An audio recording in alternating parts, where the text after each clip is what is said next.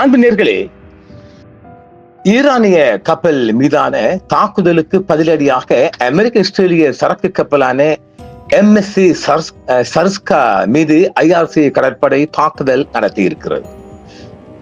Oman கடற்பகுதியில் ஈரானிய கப்பலான லியன்ஸ்டா மீது அமெரிக்க ராணுவம் தாக்குதல் நடத்தியதற்கு பதிலடியாகவே அமெரிக்க இஸ்ரேலிய எதிர்க்கு சொந்தமான MSC சர்ஸ்கா கப்பலை ஏவுகணை மூலம் தாக்கியதாக ஈரானின் இஸ்லாமிய காவல் படை தெரிவித்திருக்கிறது. ஈரானின் இந்த தாக்குதல் கூற்று ஒருபுறம் இருக்க, ஐக்கிய ராஜ்யத்தின் கடல்சார் வர்த்தக நடவடிக்கைகள் அமைப்பு ஒரு சரக்கு கப்பல் ஈராக்கின் கஸ்க் துறைமுகத்திற்கு தென்கிழக்கே மர்ம பொருள் ஒன்றால் தாக்கப்பட்டதை உறுதிப்படுத்தியிருக்கிறது. இருப்பினும் ஈராக் ஊடகங்கள் மற்றும் சில பாதுகாப்பு வட்டாரங்களின் ஆரம்ப கட்ட மதிப்பீடுகள் இது ஏவுகணை தாக்குதல் அல்ல என்றும், கப்பலுக்குள் ஏற்பட்ட இயந்திர கோளாறு காரணமாகவே வெடிப்பு நிகழ்ந்திருக்க கூடும் என்றும் தெரிவிக்கின்றார்கள். ஆனால் ஈரானிய படை இதனை தனது தாக்குதல் என்று உரிமை கோருவதாக சொல்லுகின்றார்கள். ஆனால் சர்வதேச அளவில் இச்சம்பவத்தின் உண்மைத்தன்மை குறித்து முரண்பாடான தகவல்கள் வெளிவருகின்றன.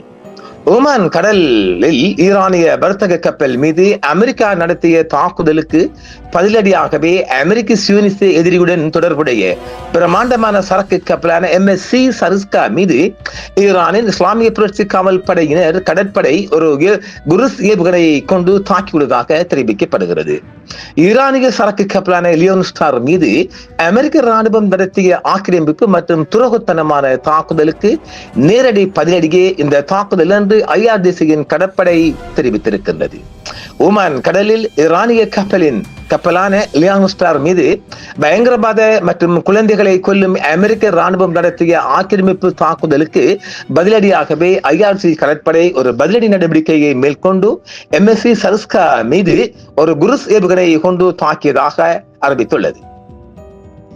பனாமா நாட்டு கொடியை ஏந்தி MSC சர்ஸ்கா என்ற கப்பல் ஈராக் கடல் பகுதிக்கு அருகே குறிவைக்கப்பட்டு ஒரு பெரிய வெடிப்பை சந்தித்துள்ளது. இந்த பகுதியில் அமெரிக்க ராணுவம் மேற்கொண்டு எந்தவொரு ஆக்கிரமிப்பையும் மேற்கொண்டால் அதற்கு தீர்க்கமான பதிலடி கொடுக்கப்படும் என்று IRGC கடற்படை தெரிவித்திருக்கின்றது. வெள்ளிக்கிழமை அன்று ஒரு அமெரிக்க விமானம் லியோன் ஸ்டார் சரக்கு கப்பல் மீது இயந்திர பகுதியை நோக்கி AGM-114 ஏவுகணை செலுத்தி அக்கப்பலை சீரழிக்க செய்தது. லியோன் ஸ்டார் என்பது ஒரு வர்த்தக கப்பலாகும். அது குறிவைக்கப்பட்ட போது சர்வதேச கடல் பகுதியில் இயங்கிக் கொண்டிருந்தது.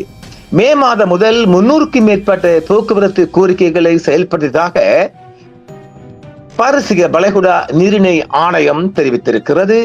இந்த கோரிக்கைகளில் பெரும்பாலானவை வெளியே செல்லும் கப்பல்களிடமிருந்து வந்தவை. மொத்தமாக 77% இவற்றின் அடிப்படையில் அமைந்துள்ளன என்றும், மீதமுள்ள 23% உள்வரும் கப்பல்களிலிருந்து வந்தவை என்றும் சொல்லப்படுகிறது. அரசு ஆதரவுடனான கடல்சார் பயங்கரவாத செயலில் ஈடுபட்டதாக ஈரான் அமெரிக்கா மீது குற்றம் சாட்டியுள்ளது. ஒமான் கடல் மற்றும் பாரசீக வளைகுடாவின் முக்கியத்துவம் வாய்ந்த கடற்பரப்புகளில் பதற்றம் அதிகரித்துள்ள நிலையில் இந்த உரையாடல் இடம்பெற்றுள்ளது. அமெரிக்காவும் இஸ்ரேலும் February 28 அன்று ஈரானுக்கு எதிராக ஆக்கிரமிப்பு போரை தொடங்கின. இதில் இஸ்லாமிய புரட்சி காவல் படையில் பலர் கொல்லப்பட்ட நிலையில் பாகிஸ்தானின் மத்தியஸ்தத்தில் ஏப்ரல் மாத தொடக்கத்தில் இருந்து போர் நிறுத்தம் அமலில் உள்ளது. ஆனால் வாஷிங்டன் ஈரானிய துறைமுகங்கள் மீதான கடற்படை முற்றுகையை தொடர்ந்து அமல்படுத்தி வருகிறது. தனது இறையாண்மை மீறலை ஒருபோதும் பொறுத்துக் கொள்ள மாட்டோம் என்றும், எந்த ஒரு ஆக்கிரமிப்பு செயலுக்கும் தகுந்த மற்றும் வலுவான பதிலடி கொடுக்கப்படும் என்றும் ஈரான் மீண்டும் மீண்டும் கூறுகின்றது.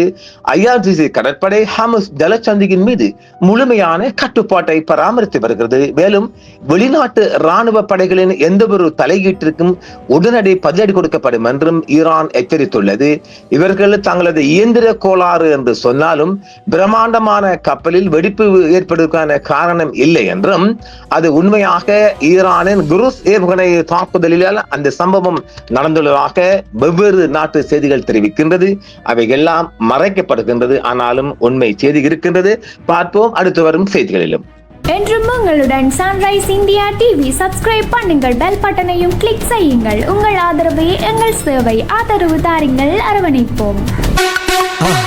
மறக்காம சர்ப்ரைஸ் பண்ணுங்க. தேங்க்யூ.